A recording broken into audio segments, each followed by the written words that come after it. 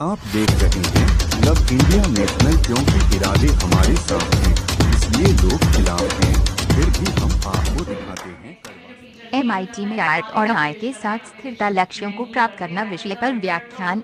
Moradabad institute of technology में MIT alumni association द्वारा चौथे वर्ष एवं प्रथम वर्ष के छात्रों के लिए पूर्व छात्रों के व्याख्यान की श्रृंखला में आज पूर्व छात्र कुमार पद्मनाभ, वरिष्ठ वैज्ञानिक जो ब्रिटिश टेलीकॉम दुबई में कार्य करते हैं, उन्हें व्याख्यान लेने के लिए आमंत्रण दिया गया।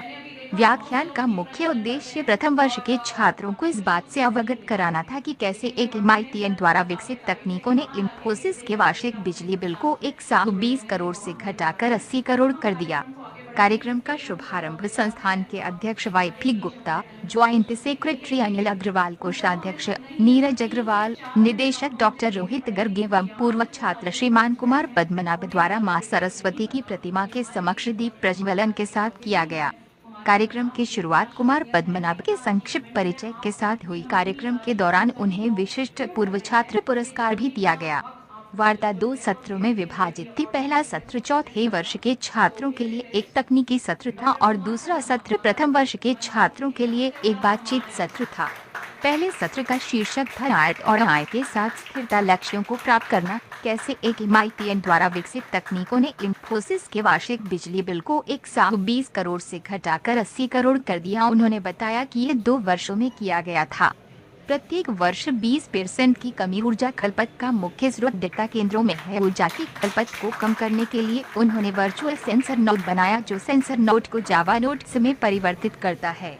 फिर उन्होंने बताया कि डेटा सेंटर की ऊर्जा अपव्यय प्रबंधन कैसे हासिल किया गया था। यदि डेटा केंद्रों का एक निश्चित न्यूनतम 23 डिग्री सेल्सियस तापमान बनाए नहीं रखा जाता है तो वारंटी शून्य हो जाएगी। इसलिए तापमान को 23 डिग्री सेल्सियस से नीचे बनाए रखा जाना है, लेकिन तापमान 13 डिग्री सेल्सियस पर बनाए रखा जा रहा था। 1 डिग्री सेल्सियस की कमी से 4% ऊर्जा की बचत हुई। इस प्रकार वहां ऊर्जा की बचत हुई।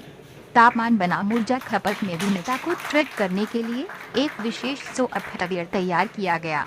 दूसरे सत्र में श्रोता प्रथम वर्ष के छात्र थे। उन्होंने कहा, जीवन में सफल होने के लिए आपको प्रेरणा की आवश्यकता होती है। एक लक्ष्य निर्धारित करें कि आप अगले 5 वर्षों में क्या बनना चाहते हैं। उन्होंने कहा कि अगले 5 वर्षों में औसत आय तिगुनी हो सकती है, लेकिन ये समान रूप से वितरित नहीं होगी, इसलिए आपको कौशल में सुधार करके इसका लाभ उठाना होगा। उन्होंने कहा कि छात्रों को 2 प्रकार के लक्ष्य तय करने चाहिए। 2 प्रकार के लक्ष्य। दीर्घकालिक लक्ष्य में आप भविष्य में क्या हासिल करना चाहते हैं, उस लक्ष्य के आधार पर अपनी रणनीति तैयार करें। अल्पकालिक लक्ष्य। दीर्घकालिक लक्ष्य प्राप्त करने के लिए एक अल्पकालिक लक्ष्य बनाएं। अल्पकालिक लक्ष्य प्रत्येक वर्ष या प्रत्येक माह के लिए लक्षित किया जा सकता है। लक्ष्य बहुत कम न रखें। उन्होंने ये भी कहा कि उपलब्धियां आखिरी बेंच पर बैठने से प्राप्त नहीं होती, इसलिए कक्षा में पहली बेंच पर बैठने का प्रयास करें। MIT संस्थान के निदेशक डॉक्टर रोहित गर्ग जी ने सम्मानित अतिथि एवं मैनेजमेंट सदस्यों का स्वागत किया। इस कार्यक्रम में निदेशक doctor Rohit Garg, dean academic doctor Kshitij Singhal, DOWS doctor Animesh Agrawal, R&D के dean Manish Saxena, convener alumni association Manas Singhal, Anurag Malik, doctor Nitin Kumar Agrawal, शिक्षकगण, विद्यार्थी आदि उपस्थित रहे। संचालन श्रीमती सुगंधा अग्रवाल ने किया। तो पूरा बायोडाटा में रीड नहीं कर पाया, इतना लंबा बायोडाटा था, लेकिन फिर मेरा मन ये हुआ कि उसमें कुछ तो होगा, लेकिन उस बायोडाटा की अगर आप सब लोग जो लास्ट की 2-3 लाइन है अगर आप वो पढ़ेंगे तो आपको लगेगा कि इस शख्स में कितनी अपने देश के प्रति देश प्रेम की भावना है। उसमें लिखा था कि मैं बिना MIT के पता नहीं क्या होता आज। उसमें इनके लास्ट वाले वर्ड ये हैं बायोडाटा में। तो आप लोगों को गर्व होना चाहिए। 30 साल बाद भी जैसे मैं मिला हूं तो मेरे चरण स्पर्श करें अगले ने। इतनी हाई पोस्ट। आप लोगों को तो नमस्ते करने में भी शर्म आती होगी या बहुतों को, बच्चों को, जो आजकल की कल्चर है। पहले जो हमारा बैच होता था MIT में, जितने भी बच्चे निकलते थे और हम आते थे, सब विश करके नमस्ते करके जाते थे। और आज से कोई इस बात में इंसल्ट फील करते हैं अपनी।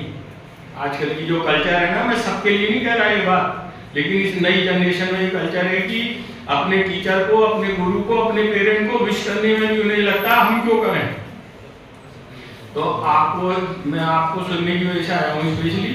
आप भी सुने, मैं भी सुनूंगा, और हमें पूरे MIT को और हमारे पूरे परिवार को अपने ऐसे स्टूडेंट पे गर्व है। जय हिंद, जय Bharat. I would like your attention.